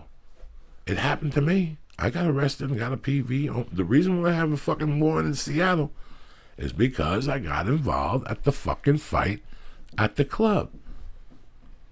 And you were on probation? And I was on probation. And the cops came and didn't give me a summons. But they wrote up the report. So 3 days later, Seattle violated me for the fucking police coming at the fucking comedy club. Oh my God, that's crazy. That's like a red light camera. So they came, they arrested me and threw me in jail. No bail until I went in front of a judge. The judge let me out, blah, blah, blah, blah, blah, blah. Here we are 20 fucking years later. So those probation violations aren't no fucking joke. He's in jail till tomorrow fucking morning. No money could get you out. No attorney could get you out. It's like getting busted in New York with a gun. You don't make bail. It's 18 months. It's that fucking whatever law, the Brady law, whatever the fuck it is. And he has it even harder because you were saying all eyes are on him. All eyes are on him because he's him, but he's a star athlete. So he is already basically on probation. And then now he's on extra legal probation. Now he's racing, and he shouldn't let. If Let's say fans, he wasn't racing, but he said the fans were being mean to him or something. So even if they were, just roll up your windows and let it go. I didn't know nothing about fans being. Let me look it up. All I seen was fucking him in the car talking like that to the cop and reading today he got arrested. That's all I know. All I know is he got fucking pulled over, Lee. Okay. Whether the fans were mean to him or whatever, it's my point. What the fuck are you doing out? What time was it when he was out? Let's see. Let's see what time it was. Tell me what time it was. Does anybody know? Let me check. That's the most important thing. Let's pretend he was out at 9:30. He went to get fucking milk for his kids. Even then, that's what I'm trying to tell you. You got to make your moves in the fucking daytime. Because everything bad happens at night. Here we go. Let's pretend it was 9:28 at night on a fucking Friday night. Okay. That's how fucking crucial I'm telling you. 10 a.m. He turned himself in at 10 a.m. No, I know what time he turned himself in. What time did the incident happen on fucking Friday night or Saturday night? Oh, Jesus Christ. It doesn't say it in the article. He turned himself in at 10 a.m. You say I gotta deal with people. Let me give some shout outs real quick here and get this fucking party rolling here. I'll look it up for after this. Yeah, Death Squad, Charlotte. You know Jimmy Pitts. I love you. Ookie Spooky. Louis Zumud. Freddie Correa up there holding it down. The comedy. Bad motherfucker over there in Las Vegas. Josh Pitway. Diana Mateo. And my man Pat Shea. I wish you a lot of luck. Bob Lalingus' dad is at home recovering. And my brother from another mother, Larry fucking Boom Boom, the security agent. My family, happy birthday. It's his birthday in 2 days. Talking Lair on Twitter. Yeah, what time did the incident occur? That's what's the most important thing to me. Yeah, I'm trying to find it. And he's out there with his fucking $1 million car. Already people are fucking hating on you. You know, you just hit somebody in a fucking car. You're in like a Volvo or something, like a family car that nobody's even looking at you, you know? These are the little things that you got to clean up when you're trying to put your life together, because people look at those fucking things. It's like the 7.5 when they told him don't bring the fucking Corvette to the station. Right, and they brought the Corvette to the station. You're just going to irritate the fuck out of people. Okay, here it is, probably. Motherfucker. You don't know what the fuck it is. Anyway, it don't matter. I don't know. I can't find it. No, nobody's going to find it. That's the thing with probation that I never liked. They're going to give you probation. Might as well do the 90 days. Say, fuck it. Give me the 90 fucking days. And then you could be off of 2 years probation? Do your 90 days and you're out of the situation. Did you ever do that a few times? I tried. And why didn't you? I tried to fucking go to work release when I got sentenced that time. They told me that Monday before the Friday. They go, well, we could hope for is two things. 120 days of community corrections and then probation, or 90 days work release. And I'm like, I'll do fucking work release. And they were like, it's not up to you. It's up to the fucking judge. The judge, like, when we said work release, he threw cold water on it. He didn't even react to it. He was like, you're not doing no 90 days. So which one did you get? I got the 6 years in prison. 4 to 6. Oh, it was at that point in the... Yeah. Oh, you could have just gotten 90 days. I was hoping that was the best result possible in my world. That I was going to get 120 days work release. I was already enrolled at the University of Colorado. I was in the CUOP program. They're like, come on, give the dude. They're like, give the kid a break. He enrolled. He's in there. He's already in the fucking thing. He's part of something. They gave him a second chance. You might as well give him a second chance. So we kept up playing that angle. So we were like, there's hope. We're going to go in there and flip him. Right in the courtroom. We're going to flip him. He's going to go fuck it. 120 days work release, 6 years probation. Then we're going to do a year probation straight up. And then we're going to go back to court and cut the probation out. That was the initial plan. And the judge just didn't want you to do that? No. So community corrections turned me down. Community corrections has 2 different levels. They have the halfway house, and they control the county jail. And they vote. So both of them voted and said, fuck no, we don't want that motherfucker in Is there. a person there voting on your future? Like a board. There's a board. Like That's a board of 3. up. So both of them voted me out. So now we were going to try to get the judge to override everybody and say, you got to take this motherfucker in there. That was our only hope and prayer on Monday morning. And what happened? They sent me to jail instead. There was no fucking even hope. He didn't even consider it. He was like, fuck you. No way. No way. Which, when I looked at his face, I knew the fucking alternative. When I just said that to you right now, I could just see his little fucking squirrely face. He was a good dude, though. He was small, and he had a beard. He just looked like he was just one big fucking bush. All you could see were his eyes and his mouth. He just had a beard in his face, and he was small. And when he looked at that paperwork, and he kept looking at me and looking at that paperwork and looking at me, and I fucking knew it. Looking back on it, did you ever really have a chance at any of those other options, or no? You were going to jail. I was going to jail. In my mind, in my delusional cocaine mind, I was going to beat the case altogether. If you had gone to them and just said, hey, get the deal that you actually ended up with, and didn't do all that other legal stuff, if from now, your legal fees would have been like a right 10. now, if I would have known what I know now, then this is exactly what I would have done. Okay, tell me. Right now, I would have got out on bail, number 1. Number 2, I would have committed myself to a 90-day rehab. And came out and played the role of the fucking rehab guy. And at probation investigation, I would have said that it was my fucking fault. I would have copped to the whole thing. I would have copped to the whole thing in my probation investigation. What, and just say after the no guilty plea? You planned the whole thing? No, that I knew exactly what I was doing, that the cocaine led me there. I would have blamed it all on the fucking coke. That would have been the weasel Joe Diaz at that time. I would have said, I would have done 90 days in the rehab, came out, gone to AA for a month, fucked them off, just got fake signatures, did all the stupid shit I used to do then, and then I would never fucking learn my lesson. Instead of doing what I did, I went to a rehab and got off easy. Because I wouldn't have really adjusted to the rehab. I would have bullshitted them too eventually. I would have just learned how to get off the blow like I did when I went into prison. When I got locked up, I didn't do blow in there. I adjusted my life not to have it. I got it out of my mind. I knew it wasn't going to happen. And that was it. It didn't really stop the addiction. It just made the addiction grow. Just because you're not doing the drug, your addiction's still growing. We discussed this. Really? So you, the whole time, even though you weren't doing it in prison, you wanted it. Wanted what? Coke. No, I didn't say that. I didn't say that. I said that I knew in my mind I wasn't going to get it.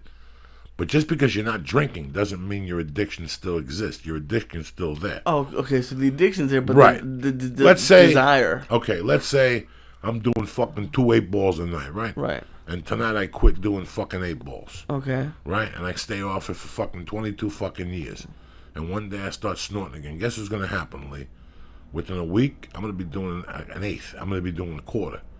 A quarter is 2 8-balls because my addiction's still growing. I'll die of a fucking heart attack. God forbid, I would never do it. I'm just telling you that that's an addiction's constantly growing, even if you're not doing the drugs. I don't rest in peace, but isn't that what happened in Philip Seymour Hoffman? Right. He went back, and there's rumors of other people who came back from the dead and fucking came back from the fucking not doing drugs. You know, I just respect my life without the drugs. I really do. It's a fucking great experience. I like smoking the weed to calm me down a little bit because sometimes I do get hyper in the mornings and I start sweating profusely and my mind starts racing. So I think it helps me. You know, I think in the real world, if I would have gone to see a psychiatrist, I would have been on one of those pills right now. And I'd rather not be on one of those pills. That's why I'd rather do 3 little bong hits with you in the morning joint, and get the party started. But that's how you fucking survive a probation.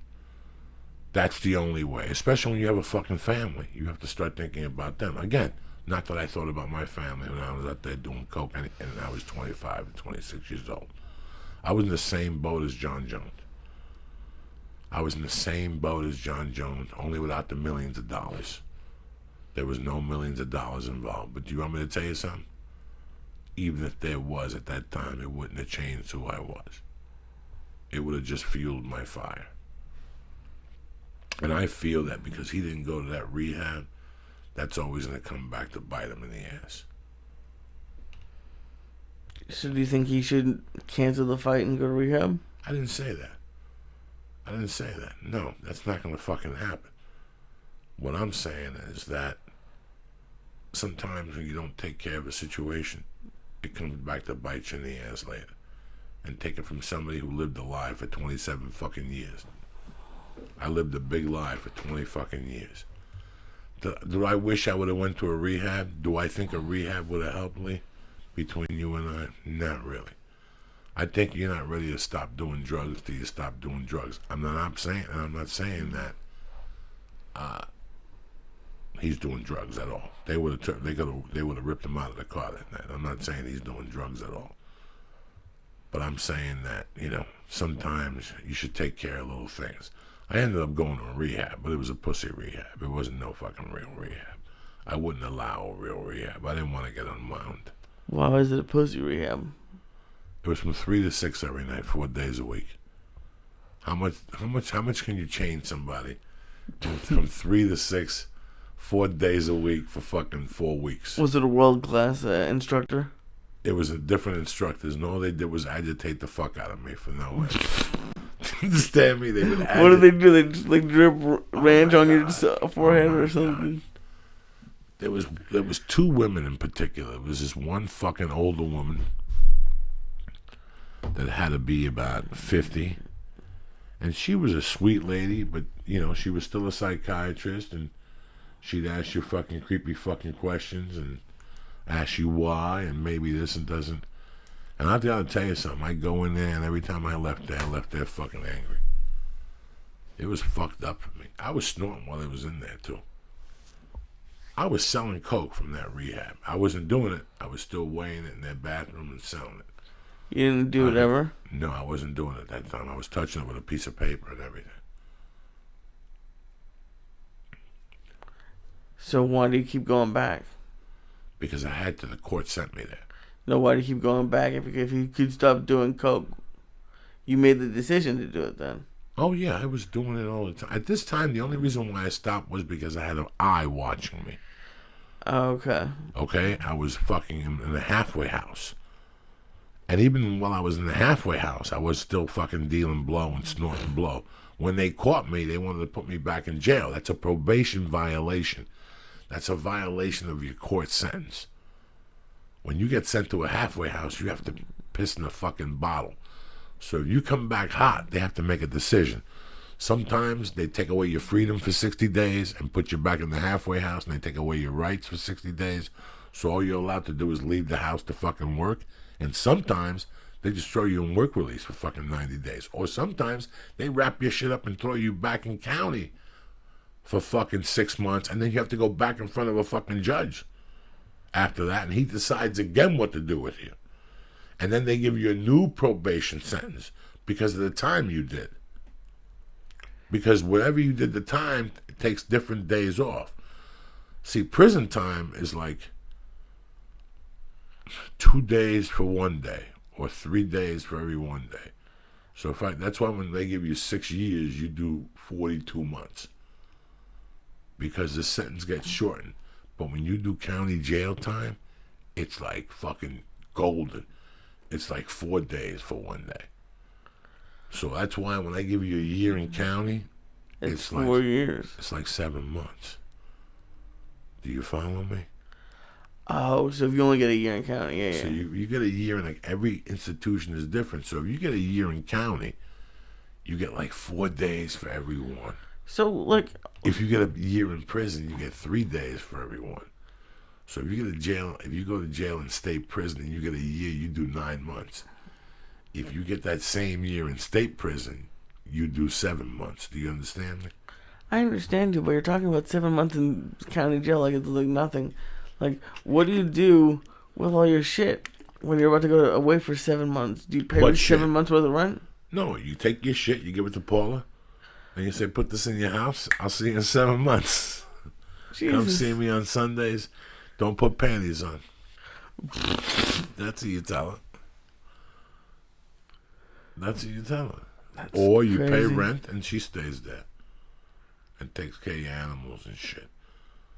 But usually when you put yourself in that situation, there's not much. But and then you even have to be careful in prison, because haven't there been people who have been like maybe in prison on a probation violation and gotten shit in there, and then have spent like years in there because of shit they did in there? Well, listen, man, I don't know anything about that. I wish him a lot of luck. I really do. I love him to death. I wish John Jones a lot of luck. Oh yeah, John Jones, yeah. I wish that he gets this handled. He goes in front of a judge tomorrow, so hopefully by tomorrow afternoon we'll know his fate, what the UFC decides. Because this judge might fucking add months to his probation or make him do 90 days. And the judge doesn't give a fuck about the UFC's event. Listen, like I said, they gave him a big chance. I can't give you 2 chances. And a day in county jail don't fucking cut it in my world. And a lot of people at home going, but Joey, the cop was every cop in that town. He did a hit and run. He did a hit and run. They all know his vehicle. The cop said he knew his vehicle, did he not? I didn't hear that part, but maybe. Cop knew his vehicle. They all know his car now. But They see him at 2 in the morning, they're going to pull him over just for pulling him over. I seen you swerving. No, you didn't. Whatever. And that's why what I was thinking is you have just, a bullseye on you. why doesn't he just leave? Who? John Jones, go somewhere else. Because he trains in Winklejohn in Santa Fe. So, but if In he's gonna Albuquerque, get, I'm sorry. but if he's gonna be in prison every other week for a fake probation violation, No. You can't run, because eventually the problem will catch up with you there. He needs to live, like I told you, he needs to live his life.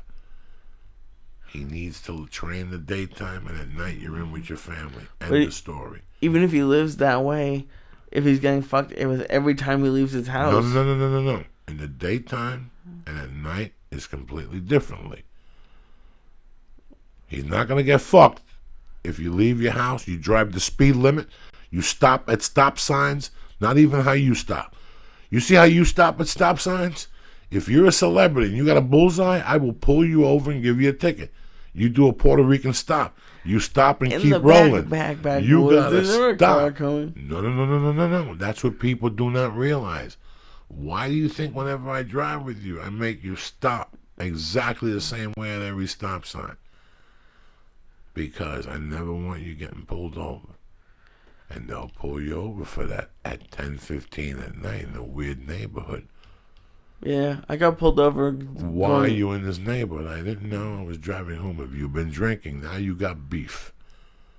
Right. Do you understand me? So anything that happens at night and happens in the daytime is two different fucking worlds. Okay? In the daytime, guess what I could do in the daytime, Lee? What? I could say, Lee, what are you doing right now? Come pick me up. I have to go to fucking Stout. Okay. To get a cheeseburger.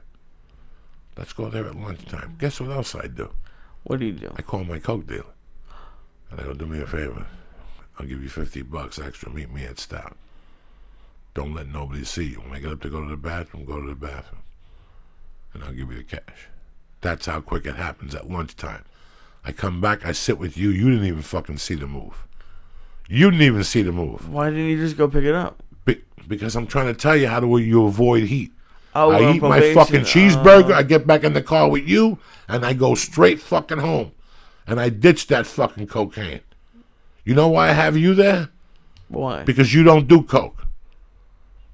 I don't even want to hang out with nobody who does coke. That's how fucking probation works, okay? Do I drink booze? Okay, then. Now I'm going to call a friend of mine who drinks booze but doesn't drink booze in the daytime.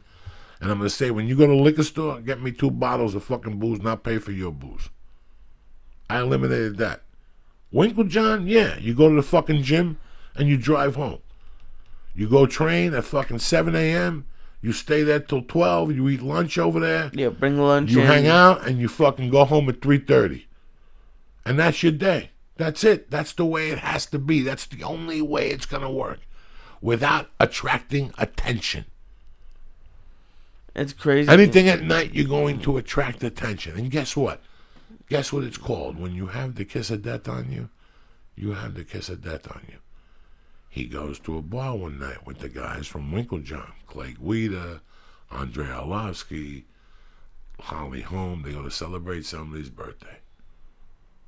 Some guy has 3 drinks and calls John Jones a drunk or something like that.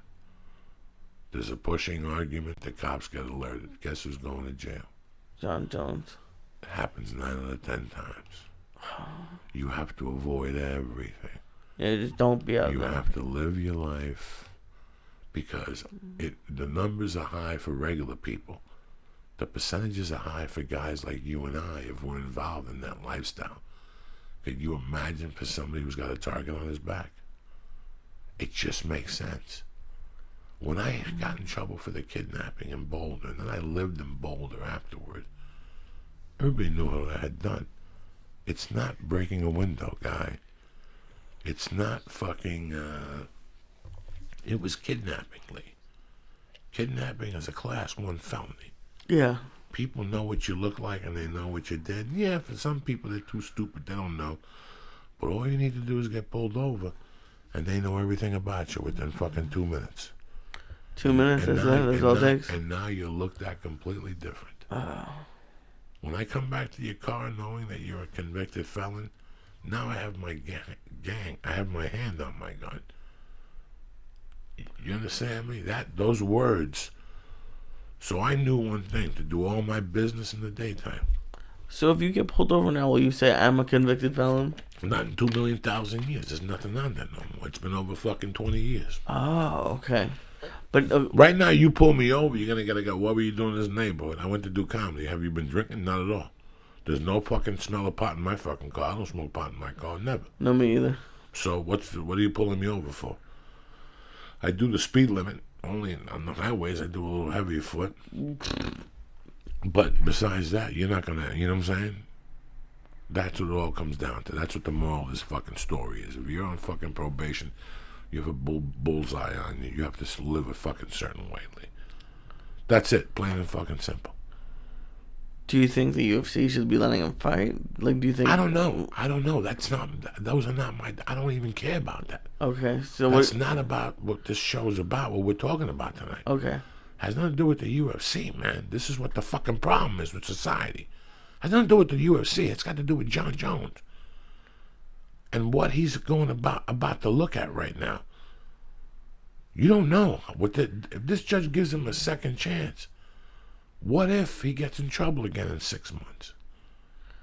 So whatever's going on, he's got to take care of this. I really want to find out what time this video was shot at. If anybody knows, let me see if I can find it. I guarantee it's a time you shouldn't be the fuck out of your house, especially if you're the world champion or trying to fucking beat the world champion in 2 months. That's why it was very weird. If you look at that interview between him and Joe Rogan, what does Daniel Cormier say to him? Just make sure you're there. And he goes, you wish that you would be happy if that wouldn't happen. Because the percentages are always fucking high, man. Yeah. It don't matter, man. No. It don't fucking matter. Anyway, this weekend, I'm at the fucking Brea Improv. Thursday, Friday, Saturday, starting tomorrow night. It's fucking Force One Star Night. If you're in the neighborhood. In April, I got 2 good fucking cities. I'm going to one of my favorites, Buffy. Oh, shit. Oh, shit. How many wings are you going to get? Just 6. Yeah, you gotta get but I got a couple fucking beef on wicks. And also I'm going to another one of my favorite cities, Indianapolis, Crackers. And that's it, motherfuckers. It was a great week. I don't know what the fuck we talked about tonight. We got nice and high. And that's it. That's all I want to fucking tell you guys. You know me, I keep it simple, dog. Why fucking make up shit that don't exist? March was a great month. We had a great time together. You know, why fuck around? Like I said, man, I get these people who call me. They send me stupid shit. Sometimes I look at them. Sometimes I don't. Like I said, I sent to my attorney. He likes them. Sometimes we discuss it. They ran this by me. And like I say, I always tell them, you know what, let me do it once or twice. See how they react to it. If they like it, they'll let me know. If they don't like it, we go to fucking hell. We don't do them no more. I'm easy, guys. I don't give a fuck about this. This is just to keep the lights on, to keep the fucking Lee and fucking Chinese food. He's going to kettlebell class. Look at him. He's getting new clothes. He's thinking about moving a wife in. Then he wants to make her pay half the rent. Like, yeah, of course she's going to pay half the rent. She's going to be a lawyer. Fuck she's going to make more than I am. Shit. She's going to be fucking paying those loans back, and she's got to send money to Mexico. She's going to be making more money than God. The cousin's got the chicken farm and shit, and there you are sitting on the couch. You got the whole family living with you. You got people playing the drums in your house. You need this shit. Anyway. People playing drums. You know what, man? Let me tell you something. I am Cuban. But I always liked the fucking thing of being American. I don't know. I really fucking dug it. Not that I'm going to play a national anthem. You know what, man? I'll tell you what I still like. I tell you what I strive for. I wished I could look you in the face, Lee, as my friend and my co-worker and my goomba. Like I said, guess what I did, Lee? What did you do? I went and bought 2 tickets for us to go to the Lakers. Oh, nice. And you're going to go, really? Yeah, let's go down there. And on the way down there, you're going to sit there. And you're going to go, I wonder what Joey paid for these. And you know we're not up in the fucking nosebleeds or in the middle, so they're $400. And at one point in the night, I mean, you had a Laker game. No, it's not the Celtics. You know, we live here. We should support the Lakers. But at the end of the night, you're going to go, you know what, Joey? You paid $4 for those. I'd rather you would have given me a fucking steak dinner for $2.50 and give me, you know what I'm saying? Give me cash. You know what I'm saying? I'm sitting here like a mukaligak, sitting here fucking eating and whatever. You said that to people? No, I didn't say that to people. But Lee, no, this is how you would feel. It's expensive to go. In a way, it's expensive to go to games. One thing that's destroyed my insides lately that I don't really fucking talk about is, you know, what they've done to America. We can't go to a fucking basketball game. If you got 2 kids and a daughter and a son, and you want to do a family night at a fucking baseball game, there's some stadiums that have dollar tickets, but then your family has to sit next to people that are fucking animals, and they drink and they burp and they fart. And I don't know very many who do have dollar stadiums. It's like $20. Like Fenway, like it's a minimum of 20 or 40. You know, and that, you know, people, it's just a fucking nightmare. You got to pay $50 to park. Anyway, when I got this, I wanted to run it by you and just see what you think. What's the next big event you want to go to? You know, what is it? You know, David Gilmour's coming to your town. Maybe Black Sabbath, the final tour. Maybe you want to go see a playoff game. Whatever it is, you can bet that somebody's going to pay less for better seats. How? They use a new company called ScoreBig.com. They use ScoreBig.com. You're paying too much for tickets. We all know that. Between the markups and the last-minute convenience package, even printed home fees, you end up paying courtside prices for nosebleed tickets. This is why I don't go to these events. ScoreBig.com is here to change that. Do you know that 40% of all live tickets go unsold? And did you know that there's a place these seats go at a huge saving? It's called ScoreBig.com. ScoreBig works directly with your favorite teams and artists to get their unsold seats at unpublished prices. Only at ScoreBig.com can you name a ticket price and be guaranteed to pay below box office up to 60% off. Here's what you do. 1, go to ScoreBig.com and find the event and seats that you want. 2, make an offer for ScoreBig's Name a Ticket Price feature. 3, get an instant answer and save 60% on your ticket. No surprise fees and free shipping. Just unbeatable prices on great seats. And more when you're in great seats. You actually enjoy the game or the show or all the more. I'm telling you right now. Listen, you ever pay a bunch of money and you sit in shitty seats? It's kind of nice and it sucks ass. And you tell your friends it was a good show, but you don't fit in the seat. There's some fucking animal next to you. Someone left the lights on the last time, and then exactly what they're talking about. You will be looking at something. Oh, I have a budget for what I want to spend, and then as soon as you click on it, it's like, oh, there's $47 in fees. So they're like, no, they're not going to do that. So what we're going to do is there's no surprise fees and free shipping, just unbeatable prices on great seats, and more when you're in great seats. You actually enjoy it. I'm telling you, man, it tastes better. Anything tastes better in a Muldoon. Anyway, next time you go see any game or show, go to ScoreBig first and see how much you can save. Go to ScoreBig.com right now. Click on the microphone, enter the promo code Joey, Joey, and you'll save an extra 20% off your first ticket purchase. Again, stop paying too much for tickets, man. Go to ScoreBig.com right now, promo code Joey. Again, ScoreBig.com, promo code Joey. And also, my main men, on it.com. Listen, that protein powder was delicious. I got the Shroom Tech. I took some today. I did a lot better in class. My gi's still wet. I'm a firm believer in on it. I could sit here and blow smoke up your ass. Listen, I know about this. I know about that. I don't know dick. All I know is whenever I take on a product, I feel fucking great. Whether it's the Alpha, I'm back on the Alpha brand again. I'm a little sharper. I mumble because that's the weed. You know what I'm saying? What are you going to do? I've been smoking since 6 a.m. What have you done today? Anyway, Uncle Joey's here ready to fucking rock. All right, like I told you, I'm in Brea all weekend. But before we end, let's go back to Honor here. I want a little fucking thought here. Go to honor.com right now and press in Church. Boom! And get the 10% off of any product, not weights or anything, just supplements, and they deliver it right to your door. No drama, no money, you're fun. You like what you read, you get to stay on the program. Most importantly, people still, Alpha Brain, you give it a shot. You don't like it, you send it back, you get them 100% money back guarantee. What are these noises you're making today? You got the mic up too high. I'm making noises? Yeah, you keep sitting there, and we can hear it. Stop it. I'm sorry, I have no idea. Anyway, I want to thank my main man, Lee Syatt. I want to thank you motherfuckers for listening. We had a great March. Thank you for making March just phenomenal. And wait to see what we have for you in April. I love you motherfuckers. Have a great weekend. And happy fucking April Fool's Day, cocksuckers.